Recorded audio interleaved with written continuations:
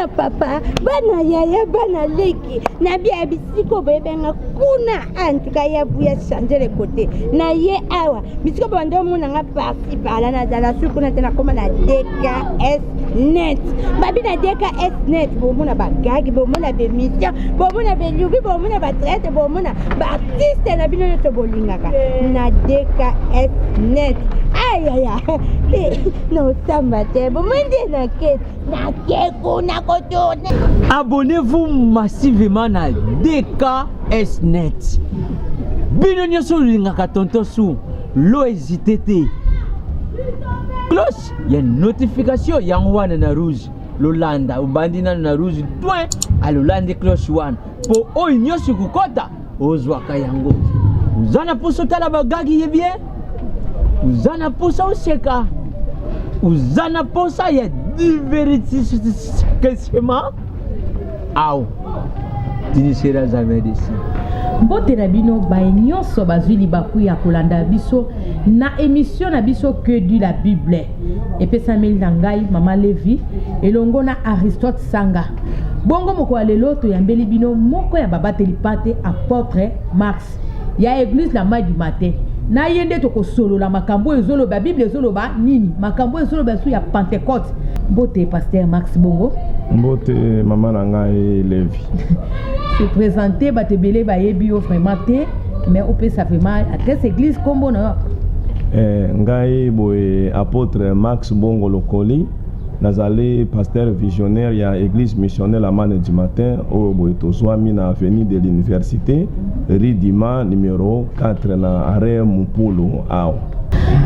Oui, pasteur Max Bongo, merci. Dans tasi bebilo nyonso bandeko boyoki adresse ya église la manne du matin on battel pate apôtre Max auti kolobango. Pasteur Max, na lingaki na tuno motunda o batu bazo déranger mingi. Pour la Pentecôte. Pentecôte, ils ont nini? Ok, merci beaucoup, maman Langai Levi. Na Israël, tout ça qui a perpé na oui grande fête sainte oyo bandai ko célébrer et pas na Bayuda. Tout ça qui na fête ya Saba, tout ça na fête ya Tabernacle, tout ça qui na fête ya Pensa Levin, tout ça qui na fête ya Pâques et puis tout ça qui peine sous na fête ya Pentecôte, bandai ko benga ngo deux fois la fête de la semaine. Donc na Israël et bandai ko sala ke bato soki ba loni biloko. Alors tant que bakoyi bako reporter yango, il y avait toute une grande fête au bato, babana ki asolo ko ya ko présenter pa na Nzambe ba mbuma. Il y a biloko bango ba ibaki asolo ko lona. Alors et bandai ko sala une grande fête au atali ko uta bipai na bipai, bandai ko ya asolo po ba sangala po ba ya ko présenter pa na Nzambe ba mbuma wana. Nde yango e bandai ko sala fête ya Pentecôte. Maintenant tant que siko bono vraiment dans le Nouveau Testament, nde to ba ko célébrer siko nde effusion ya Pentecôte. Voilà.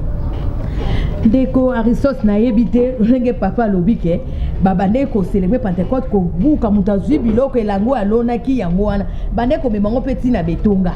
Merci maman Liv pour la parole l'homme de Dieu a outil complexe biso a concernant la Pentecôte et question na ngeza quelle est la différence entre la station et la Pentecôte. Merci beaucoup bien-aimé Aristote. Narina loba déjà que natango na prophète Joël na Joël chapitre 2 verset 28 à 30 Moussa koli joueur déjà bandaki asolo koloba boye que natango na suka nzamba koyeba solo ko sopa molimo na ye likolo na misuni nyonso likolo na bana basi na bana mibali nkolo ifala ba solo ko ba ko sopa effusion du Saint-Esprit. Alors déjà na ebandela so to tangi na livre à Genèse 1 bible zolo ba ke na ebandela mukide sala ki en forme vide mais molimo na nzambe azala ki déjà likolo na mai.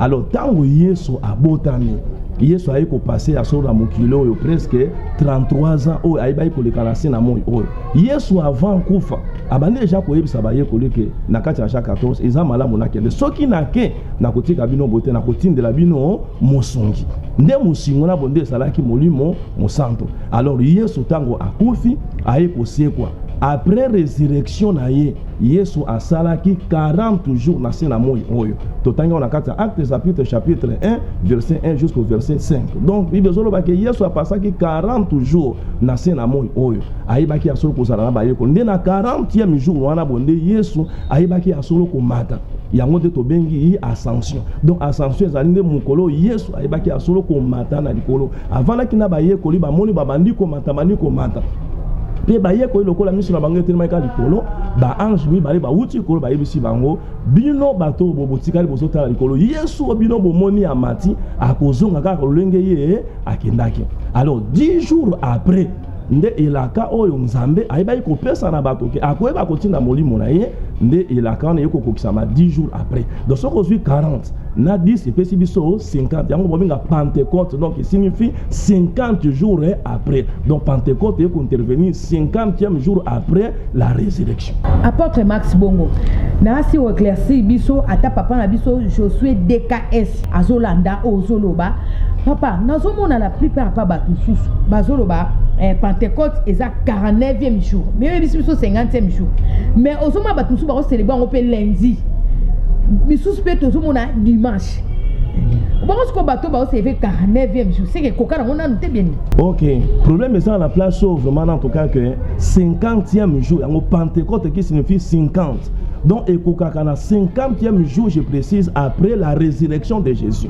Alors ce qui est sali que ou bien et coca et quoi la semaine lundi, mardi, mercredi, une grande fête chrétienne comme celle-là, bah qu'on célèbre la semaine.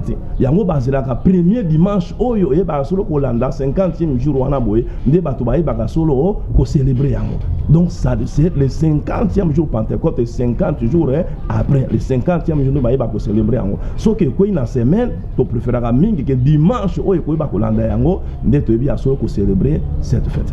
Les autres hommes na ba différentes églises autour nango na ba environnement place tozali, le lenge na bango ya ko célébrer eza Pentecôte. D'autres personnes, d'autres églises mususu tozomona bato bazo célébrer ngo na couleur eza blanc blanc. To éviter est-ce que zaki recommandation au Christ atika ou bien zakaka motonde apesi ke biso tutu banda ko fetango na blanc blanc. Bon, merci beaucoup bien-aimé. Au moni molimo na nzambe na kati na Bible azali symboliser na ba image ebele. Image lokola moto, image lokola pembe, image lokola milinga. En fait, si comme côté na kati ya Bible baloba que non pour célébrer la Pentecôte, il faut bola taka pembe, bola taka rouge. À partir maintenant il y a différentes images wana bo eza lokola moto. Parce que moko la Pentecôte Bible obi que basala que sika moko. Alors tout à coup il vient du ciel un grand bruit. Mbala moko à partir bruit wana bo donc balolemu ya moto. Nde baki asolo ko kitana mitu ya bayekoli. Bo bilemu ya moto. Donc mais bambala moko bandi ko parler maintenant minoko ya sika nguya ezui bango. Donc ezala ki likambo ya alors moto siko ezala symboliser na jaune, ezala symboliser na rouge.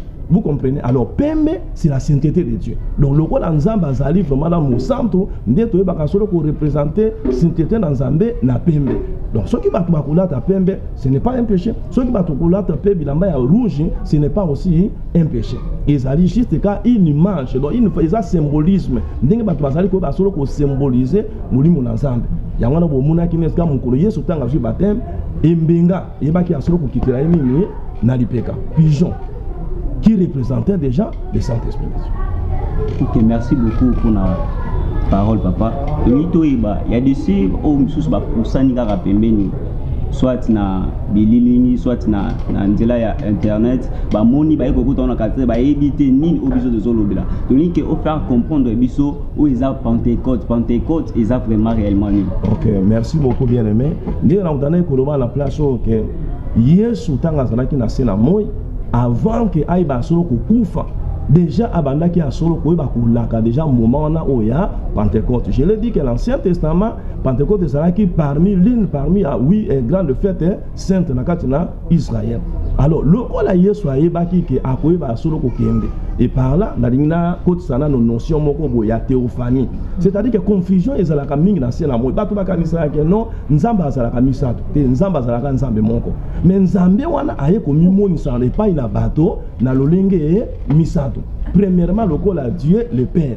Enfin, après Dieu le Père, le Dieu le Fils. Puis, avec le monde, ça m'a souka le Dieu le Saint-Esprit. Papa Simba na place wana. Olobi ke nzamba za kamisa. Mais biso bala biso. Papa mwana elimo sank. Siko na ebite ce fils de l'homme Hollande nga makambo. Balobi ke nzamba za kaka. Moko mengele ebimisa. Ce na tebo nzambe papa mwana elimo. Te fonga na makambo. Hollande abonnez-vous massivement. Merci beaucoup, madame, maman Langaï, Lev Ndengozoloba. question wana botobenga yango question ya théophanie ya nzambe. Donc ndenge nzamba mimonisi omoni na arche ya Noé ezalaki na 3 étages. Premier étage, deuxième, troisième étage. Et bandaki kotalisa biso déjà notion wana boya théophanie ya nzambe. Donc nzamba zakaka nzambe moko mais akoyeba komimonisa mais pas na bato na lolenge misato. C'est-à-dire que Dieu va utiliser 3 façons pour aya komi révéler par na bato. Premièrement lokola Dieu le Père. C'est-à-dire nzamba atambulaki na ba Moïse na ba Abraham. Bato andaki koyeba komona yete. Bandaki koyoka mongongo na ye, bandaki komona ba yufe na ye. Alors lokola muta ba ko sumuka na jardin d'Éden. Nzamba wana déjà parti na Genèse 3:15 azolobani. Nazangi kotia kozanga koyoka na entre mwasi na nyoka.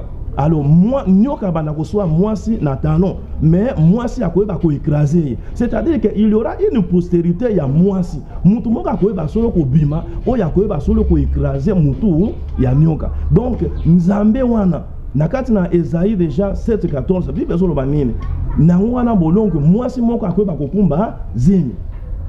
Alors akoyeba kobota mwana kombo Emmanuel. Emmanuel so lakisa nzambe kati na biso. Donc nzambe ya kelaki likolo nasi.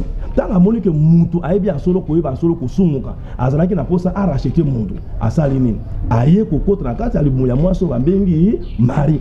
Kaka nzambe wana oya kelaki likolo nasi. Et cette fois-ci aye kolata nzoto yango babengi Emmanuel. Aye siko na fonction ya sauver. Omoni alors na kati na Esaïe 35 verset 4 à 6 Bible ezolobani bolo bana bato nyonso bazangi kimia nzambe ye moko akokita pe akoya tango akoya baveugle bakomona basuru bakoyoka bapakatani bakoyeba kotambola tango Yesu aye makambo nyonso anesali nini ekokisami. Donc nzambo ayeba kozala na première dispensation, nzambo ayeba ki asolo kozala na première étage.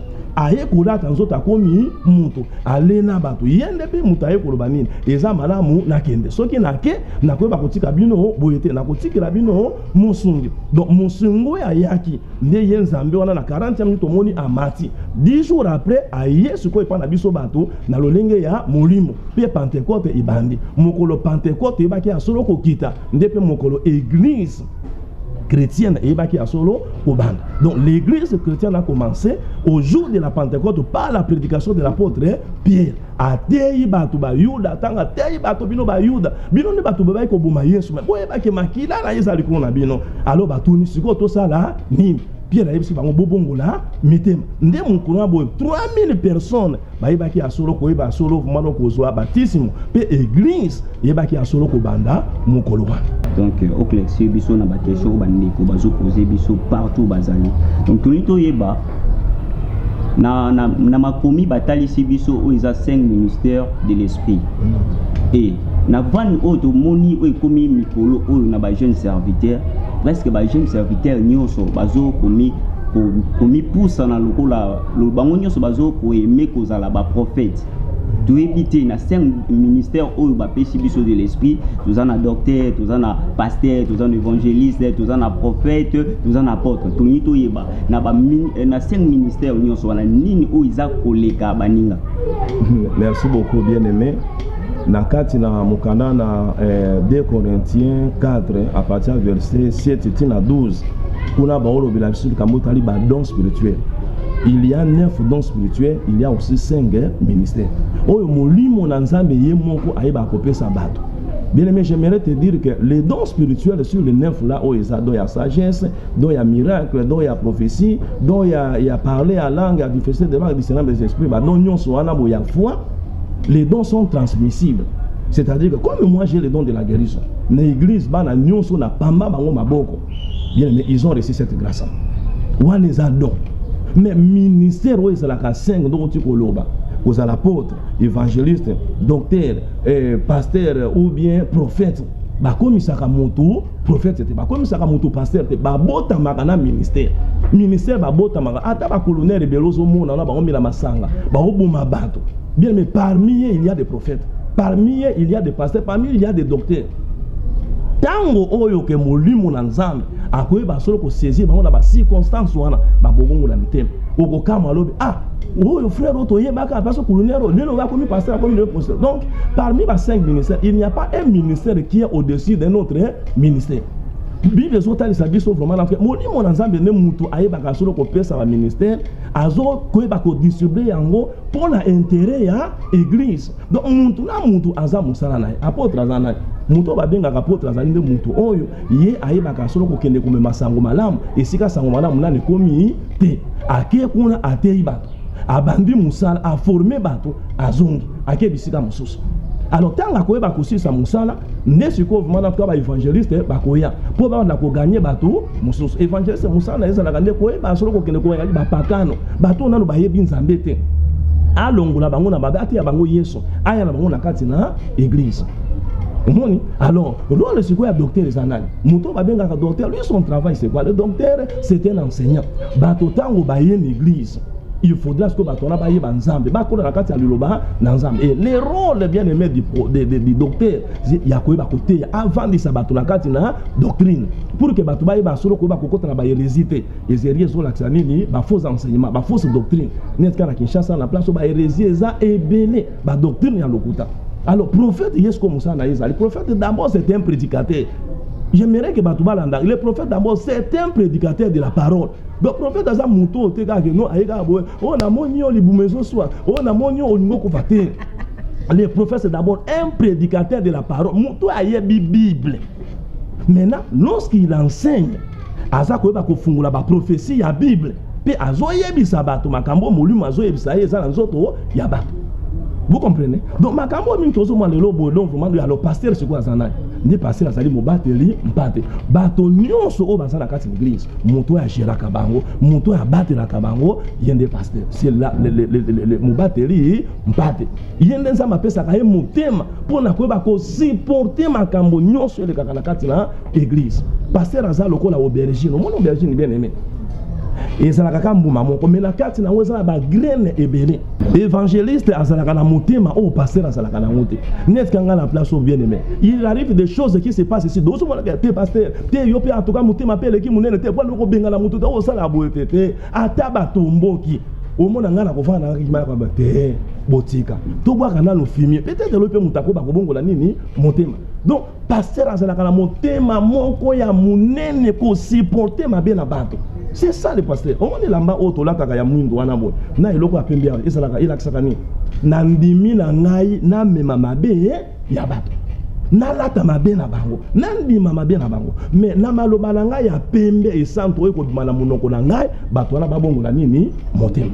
Donc il n'y a pas un ministère qui est au-dessus d'un autre ministère. Non, chaque ministère doit jouer son rôle. Donc vent prophétique, pour la plupart là-bas, ce sont des gens qui n'ont pas de paix spirituelle. Qui n'ont pas de repères spirituels. Ouais. Et ils se font programmer. Le prophète est dans l'église. Le prophète est sous l'autorité du pasteur. Il exerce son ministère sous l'autorité de son père. Le prophète est prophète ambulante. Il doit avoir une référence à l'église. Merci papa Nengo aussi l'hôtel Sabiso na Oizaba 5 ministères wana mais les lolo lenge tozomona na ba église ou ba église ou ba prophétique tozomona maté ezate dans enseignement ezate tozomona bazaka basé na Oiza prophétie je vois ceci je vois cela donc to éviter et nous aussi des chrétiens que nous sommes to komi kolanda mingi de ba prophète que toujours tika enseignement to éviter papa ko lobela bisoni par rapport à. OK, merci bien-aimé. La ligne a soulevé et l'autre moko am. Église et bandi mokolona Pentecôte. Tango église et bandi na Acte chapitre 2 à partir du verset 36 qui nous dans 47. Bible dit que ils étaient chaque jour assidus au temple pour na koyoka liloba na Nzambe pe pour na kobondela. Vous comprenez? Donc mais lelo on a place au bato balingi enseignement te. Soko tali na kati na Acte 6. Pourquoi bayaki asolo ko instituer ba diacre na église? Bible dit que mubulu e baki asolo ko bima na église pour na ko ba ko kabola ka biloko. Ba apôtre balobi nini? Toyeba ko pona bato oyo bakoyeba asolo ko gérer makambo ya ko kabula biloko mais biso totika makambo tali nini ko losambo pe na koyeba kote ya bato. Donc église vandi samaka na prophétie. Église vandi samaka église vandi samaka na parole et la parole. Bible zo ba au commencement était la parole. Et la parole était avec des c'était la parole c'était Dieu lui-même. Lilo bananzambe ne mutefandi sakabato. Soko tali la plupart bato bazala ba église wana. Ils ne viennent que pour la prophétie et pour preuve. Ce ka ba sakoli pona ye, ba bondeli pona salinini. Akei. Parce que lui n'est pas venu pour les salir. L'église bato bayaka et loka liboso première mission de l'église. L'église ezana pour que bato bongola mutema. Yango mona première prédication ya Yesu apesaki na Matthieu 4:17. Donc repentez-vous car le royaume de Dieu est proche. Ce n'était pas la prophétie, ce n'était pas le miracle. Donc, ils ont accompagné le ministère. Parce qu'à cause de la prophétie, ils sont tentés de chercher pour la plupart de l'argent. Ils ne sont pas dans l'église. Non, bien aimé. Vous devez rentrer dans l'église. Le prophète avant de pasteur, et pour la plupart, ils ne sont même pas enseignés. Au moment où vous avez un pont, vous avez un monté dans Acte Woods. Bible est nini. Tant que vous avez dans la ville, tu trouveras quelqu'un qui te dira ce que tu dois faire. Alors, il y a comme un prophète, il faut qu'il y ait quelqu'un. Au moment où vous avez un acte 3, tant que vous avez un missie, basimbi na lobonko bakotisi na kati na temple il y a mon côté basimbi na lobonko. Donc les ministères on doit encadrer. Élysée, pour que l'on puisse parler d'Élysée, il y avait un Élie. En voit qu'il y a un manteau. Attends, Dieu a posé vraiment la double portion de l'esprit. Il est resté avec le ministère de son père.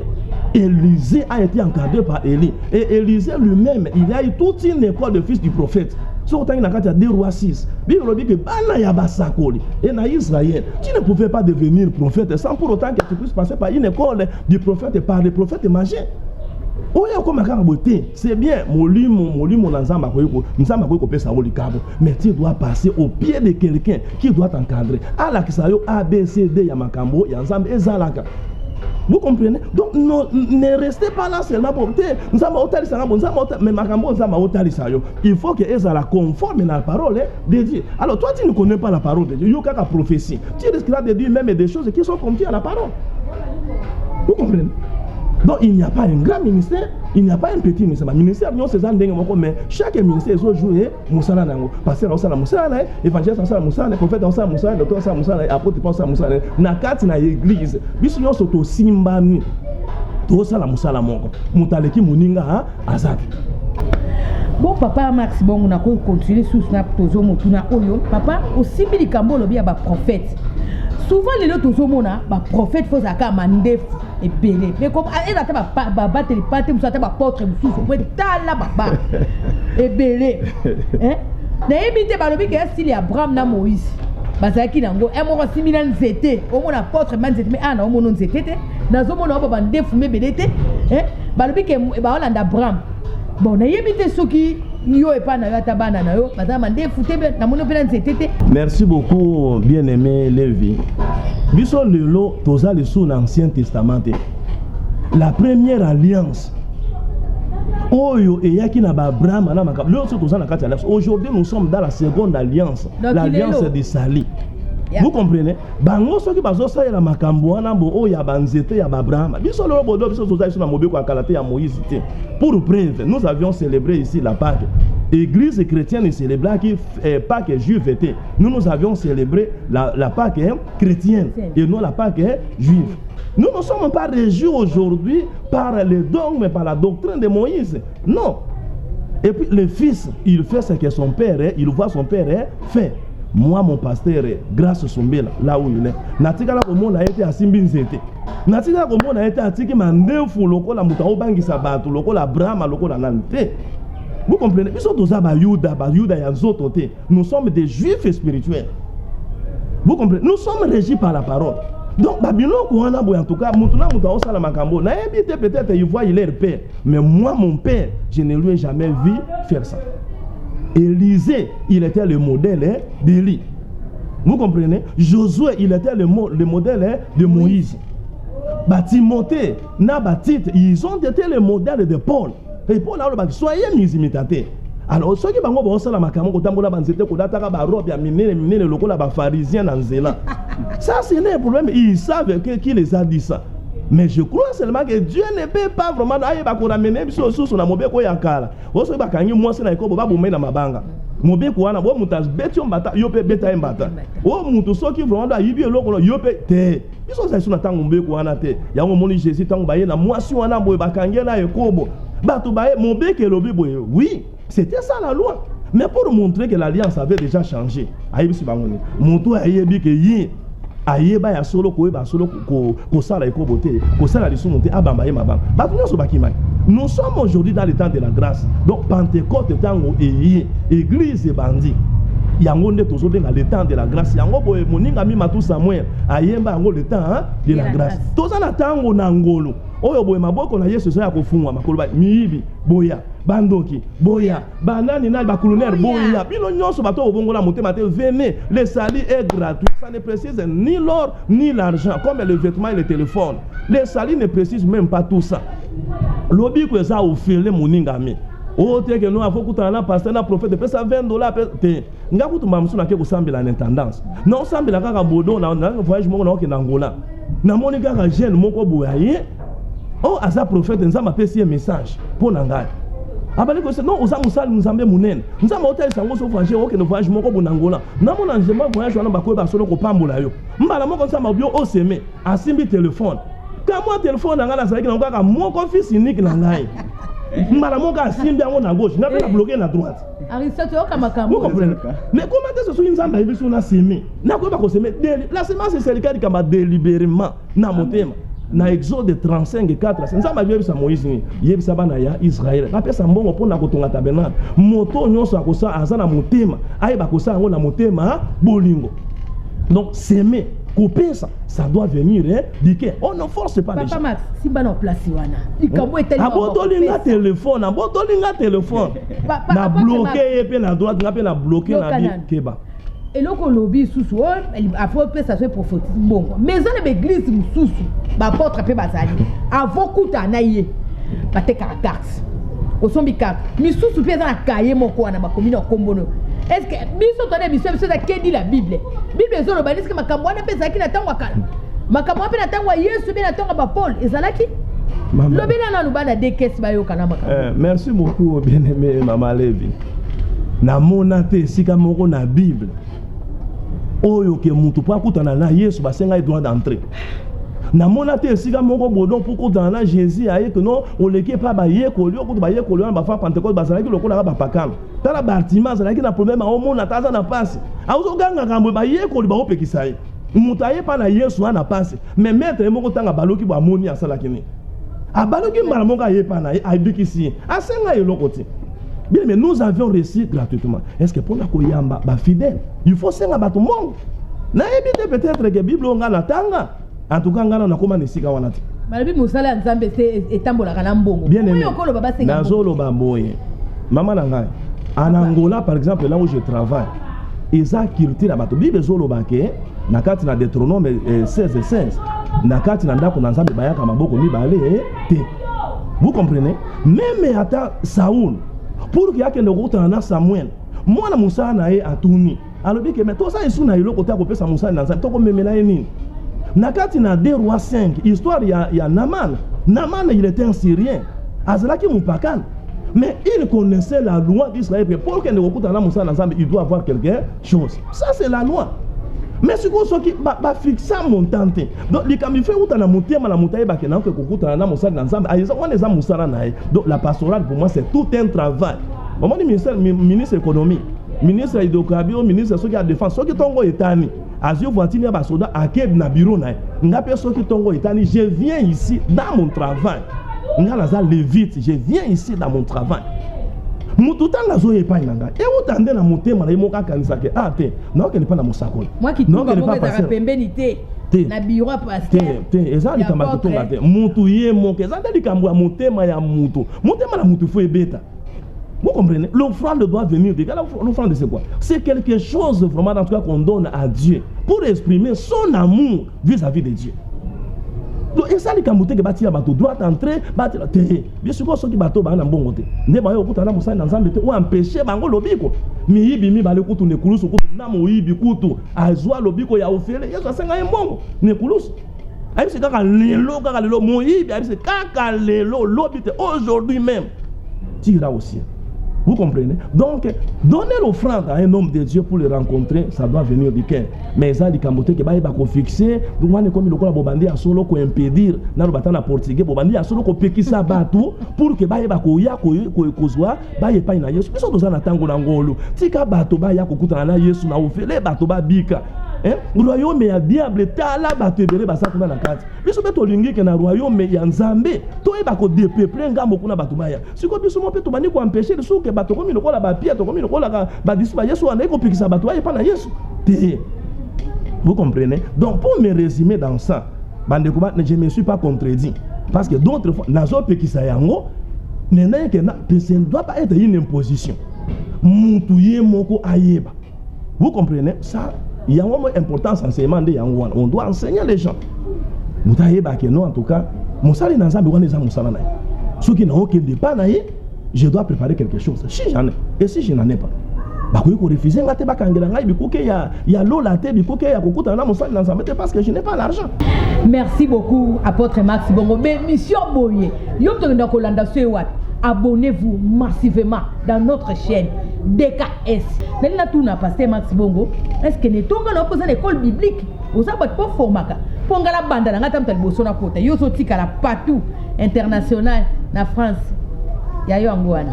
Ok, merci beaucoup, bien-aimé.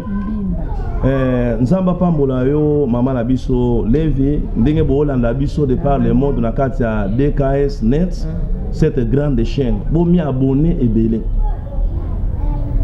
Paul, Azoye Bisa Timothée, ce que tu as entendu de moi, en présence de plusieurs personnes, confiez-les à des hommes fidèles qui seront capables aussi de confier à d'autres personnes. Donc, les longs parce que il y a un principe dans notre église, former pour former. Vous comprenez? Donc, sur place ici, j'ai toute une école, donc on a un institut biblique, missiologique et théologique. Où ils ont. Donc, tu es former les serviteurs de Dieu. Au moment de la Bible, c'est la forêt équatoriale. Ceux qui n'ont aucun on doit enseigner la Bible. Il faudra que Moutou, au moment où Samuel n'a pas de temple, Nzamba zo bengaye, ya zo qui n'est pas éli. Nzamba zo bengaye zo qui n'est pas éli. Cette confusion pourquoi? Parce qu'il ne connaît pas encore la voix de l'Éternel. Mais tant ngaye, il y a une mbalo soko yoki lobamo. Nzamba zo yebisa Paul. Donc entre dans la vie, tu trouveras quelqu'un. Bien même on doit enseigner. Il y a une grande école ici. École au Angola, école au Natamboula, on a la province à Congo, ici sur place. Nous avons dans cette école, ils ont la porte dans la place le 1er juillet. Donc le 1er juillet, institut biblique, missiologique et théologique. Tu fais ça comme cours biblique, tu fais la Bible, tu fais la Bible de Genèse jusqu'à l'Apocalypse, de l'éternité à l'éternité. Tu es pneumatologie, soteriologie, ecclésiologie, cours homilétique, cours rébellé, donc christologie, tabernacle, tout ça. Pour que Moutou aïema, tu ne peux pas parler de la Bible sans pour autant que tu sois formé. Non. Naza ko encourager bandeko nyonso na Kinshasa bolanda ngai de par le monde. Si vraiment dans tout cas tu as un ministère, même à Kambanza Mozosa on a nous na boyebo na totoma, tu n'as pas une précision, on a makolo bien précisé. Bien aimé, l'esprit travaille dans le corps. Au moment du ministère à Pierre, et c'est là qui est différent à Paul. Au moment du Pierre, il y a tanga na yemingete. Vous allez remarquer qu'il n'a pas fait aussi plusieurs exploits dans Makambanzambe que le Paul. Pierre a tambouré dans Jésus boy. Mais à Sali Makambebelete, pourquoi il était limité parce que à Tanga Mingete. Mais Paul, il a étudié. À Tanga Bossé pas Gamaliel. Après ça, il s'est ailleurs, il pas Nanya Sabeti, 14 ans de formation. Et vous avez vu, il a affronté tout le monde.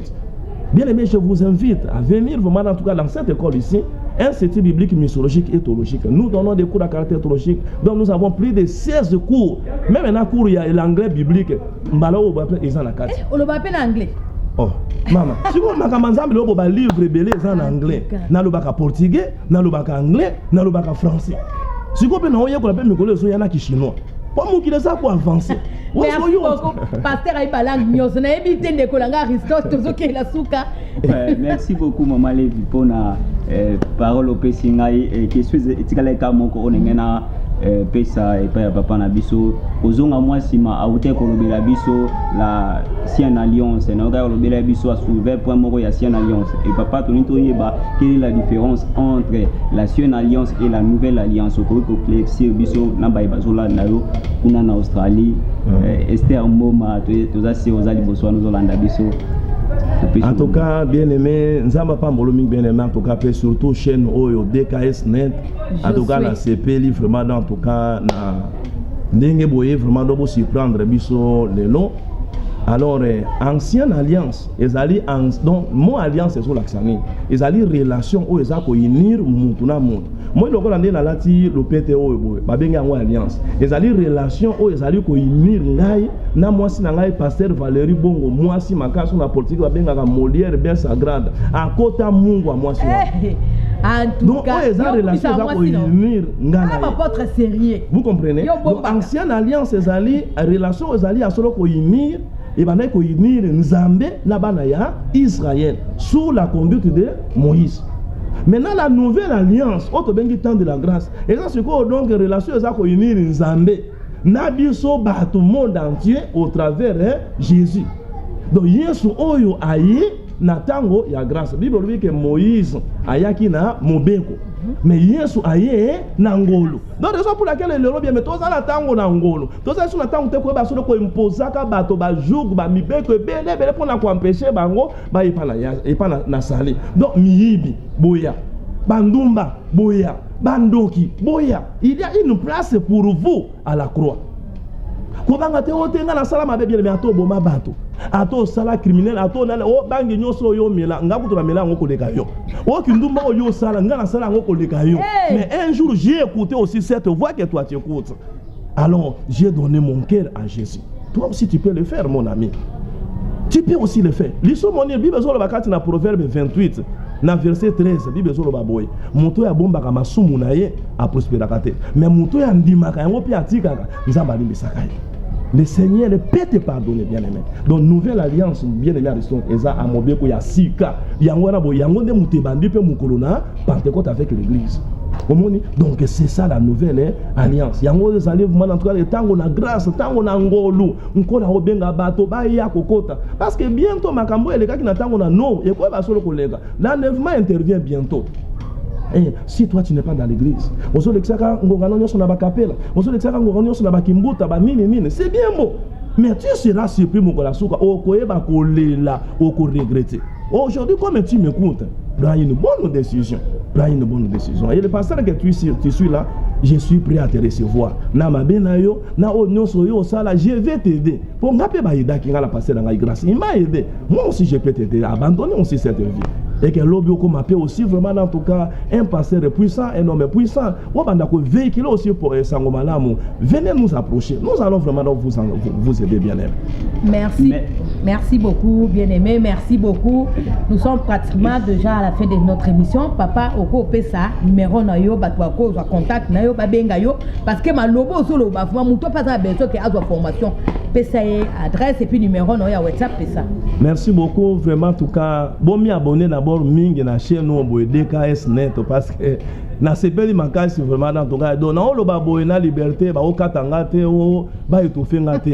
Je sais que j'aurai beaucoup de problèmes là ba tebele ba ko ba kolanda mais moi au moins je suis vraiment scriptuaire, c'est-à-dire que je suis dans la parole. Moi je suis un apologète, je suis dans l'apologie, c'est-à-dire que je suis dans la sainte doctrine. Donc moi je parle de la Bible, je ne parle pas de ce que les gens disent, moi je suis dans la Bible. Donc c'est le révérend l'apôtre Max Bongo Lokoli que vous êtes en train de suivre ici à partir de Kinshasa, dans la chaîne DKS Net.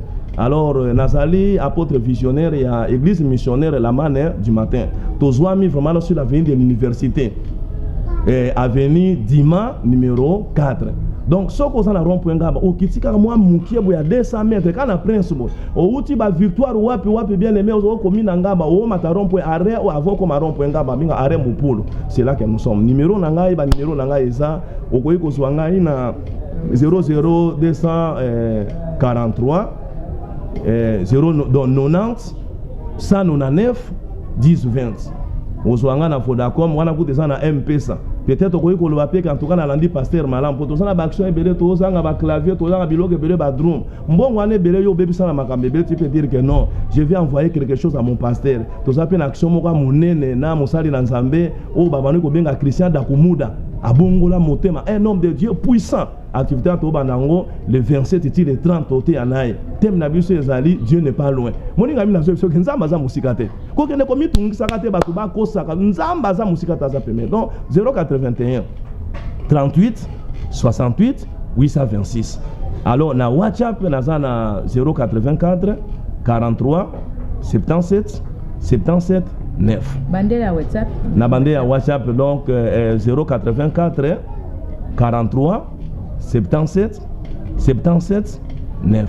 Merci beaucoup cher Internet na temps bo pesi biso ya Rolanda biso ezaki bongo votre humble serviteur Aristote Kelusanga autrement appelé le moindre de tout ba obo beti baku ya Rolanda biso to pesi bino mbote to pesi mbote na Esther Moma to pesi mbote na Bitu la femme capable en Australie donc to pesi bino mbote lo lengi ya confiance bozo pesa biso ya Rolanda biso. Je salue aussi mon boss DKS Net ba mbote na bino yango et je salue aussi mon coach les journalistes internationaux, les Goliaths de la presse congolaise. Et je salue aussi mon cordon Enoch Finda, les jeunes sages. Donc, Bambote na presse commis et tout ce qui moment na pasteur na porte na biso a même biso na weza prière. Bien aimé, merci monsieur Kozola Ndangai. Je suis un Congolais. Naza ko encourager batonions, nous devons nous aimer. Nous devons vraiment en tout cas nous soutenir pour notre pays. Nous devons soutenir notre président de la République pour vraiment en tout cas mboka oyo. Je vais prier vraiment en tout cas avec vous. Peut-être que vous avez un problème aux obéla. Nazo biso que Pentecôte ndenge ya et ya pona kolongola maladi nyonso na nzoto na moto. Bimi nazo biso ko botaka te. Na kati ngizo soko ye tu trouveras des choses terribles parce que nous sommes au temps de la Pentecôte. Qui non le bien aimé Pentecôte et Zosala. Éternel notre Dieu de grâce. Aujourd'hui, tu m'as accordé l'opportunité d'être, oh Dieu, dans cette chaîne DKS Net pour que je puisse partager le peu de savoir que tu m'as donné à ces milliers de personnes qui sont tentées de nous suivre de par le monde. Je suis en train de prier maintenant. Ce que ça la mutumo konzang. Oyo kino lelo. Azobika na kindumba, azobika na kindoki, azobika na moibi, na la bongo na motemate. Avant que tu ne viennes, Seigneur, touche son cœur. Mais oh Dieu, mets-lui en contact avec l'évangile. Abongo la motema. Moto nyonso sasa yipi. Ozwami na hôpital. Tu es en train de se trouver dans une situation très difficile. Peut-être les médecins t'ont dit que non, cette maladie c'est incurable. Laisse-moi te dire qu'avec la Pentecôte, Jésus est capable de te guérir maintenant. Et que cette maladie puisse disparaître. Maladie on a maladie on a cancer on a tibère on a maladie on a bobabwa ke lombasu na kombo na Yesu. Nzamba Israël aiba kopambola yo. Makambo nyonso zoluka nzamba salela nzambe na salela yo. Na pambolo ko na musako Bible bete nzamba za sima maloba na ye pona koyeba solo kokokisa yango. Et comme prophète na o déclarer nzambe la lola pambola yo. A visiter yo. Voyage ozoluka ozo yango. Libana na bozoluka nzamba pesa o yango. Musala na bozoluka nzamba pesa o yango. Na kombo na Yesu. Bolamu na nzambe landa yo elanda bana na yo nzamba kanisa bolamu nyonso yo sala osutenaka sango malamu soutenir sango malamu à cause ya ko soutenir sango malamu Mephibosheth ayibaki asolo ko bakobika bolamu na nzambe pona bolamu papa na ya salaka tika te nzamba kanisa ba ofranda nyonso pesa ba nimi nyonso pesa nyonso yo sala na ba église ba sala na nzambe olatisa bango nzambe la partie na losambo na ngai akanisa pa sala bolamu na pamboli chaîne oyo DKS Net tika ete asolo nkolo azala solo ibuso na chaîne oyo nzamba salela bino makamba minene bomona bolamu na nzambe na pamboli mboka na ngai na pamboli mwasi na ngai mwasi ya makasi mwasa mafuta oh le pasteur Valérie Lumene Bongo na pamboli ba collaborateur na ngai mionso na pamboli pasteur na ngai Grace Sumbela nzamba pambola mboka na ngai konga pambola président de la République apesa ye makasi pe mayele ya koyeba solo kotambusa mboka o na kombo na Yesu Kristo amen. Bana bana papa bana yaya bana leki na bia bisiko boyebenga kuna antuka ya buya changer le côté na ye awa bisiko bando mona nga parti par là na dala suku na tena koma na DKS net babi na DKS net bo mona bagagi bo mona be mission bo mona be lubi bo mona ba traite bo mona ba artiste na bino to bolingaka na DKS net aïe aïe aïe non ça m'a été bon na keko na kotourne. Abonnez-vous massivement à DKS net. Bino nyoso lingaka tonto su lo hésité te. Cloche ya notification yang wana na rouge lolanda ubandina na rouge point alolande cloche one po oyo nyoso kukota ozwaka yango. Uzana poso tala bagagi ye bien. Uzana posa useka. Uzana posa ya divertissement. Au. Tu ne seras jamais déçu.